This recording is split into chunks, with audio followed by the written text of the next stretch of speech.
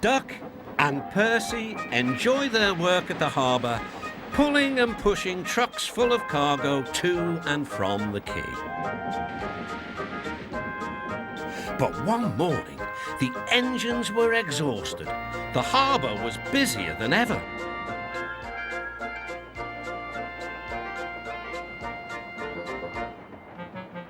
The Fat Controller promised that another engine would be found to help them. "Huh, it's about time," said Percy. "I ache so much I can hardly get my wheels to move," agreed Duck. They waited for the engine to arrive. It came as a shock when he did.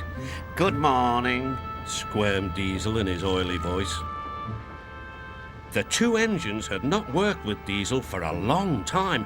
"What are you doing here?" gasped Duck. "Your worthy fat, Sir Topham Hatt sent me. I hope you are pleased to see me. I am to shunt some dreadfully tiresome trucks." "Shunt where?" said Percy suspiciously. "Where? Why, from here to there," purred Diesel, "and again from there to here. Easy, isn't it?" With that, Diesel, as if to make himself quite clear, bumped some trucks hard. "Woo!" screamed the trucks. "Grrr!" growled Diesel. Percy and Duck were horrified. They did not trust Diesel at all. They refused to work and would not leave their shed. The Fat Controller was enjoying his tea and ice bun when the telephone rang. "So there's trouble in the harbour yard? I'll be there right away."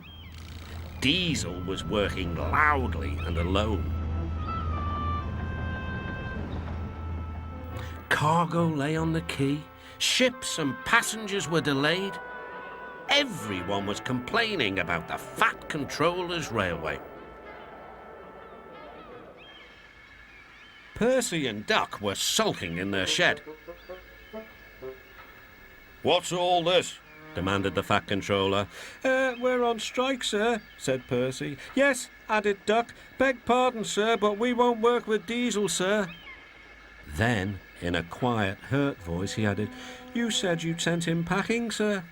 "I have to give Diesel a second chance. I am trying to help you by bringing Diesel here. Now you must help me. He was the only engine available." Percy and Duck went sadly back to work. Next morning, things were no better. Diesel's driver had not put his brakes on properly, and Diesel started to move. He went bump straight into Percy. Percy had an awful fright. "Wake up there, Percy," scowled Diesel. "You have work to do." He didn't even say he was sorry to Percy. Later, Diesel bumped the truck so hard that the loads went everywhere. "What will the Fat Controller say?" gasped Percy. "He won't like it," said Duck. "So who's going to tell him, I wonder?" said Diesel. "Two little goody-goody telltales like you, I suppose." Percy and Duck did not want to be telltales, so they said nothing. Diesel, thinking he could get away with his bad behaviour, was ruder than ever. Next day, he was shunting trucks full of china clay. He banged the trucks hard into the buffers, but the buffers weren't secure. The silly trucks were sunk. Soon, the Fat Controller heard the news. The trucks were hoisted safely from the sea, but the clay was lost. The Fat Controller spoke severely to Diesel. "Things worked much better here before you arrived. I shall not be inviting you back. Now, Duck and Percy, I hope you won't mind having to handle the work by yourselves again." "Oh, no, sir. Yes, please, sir," replied the engines.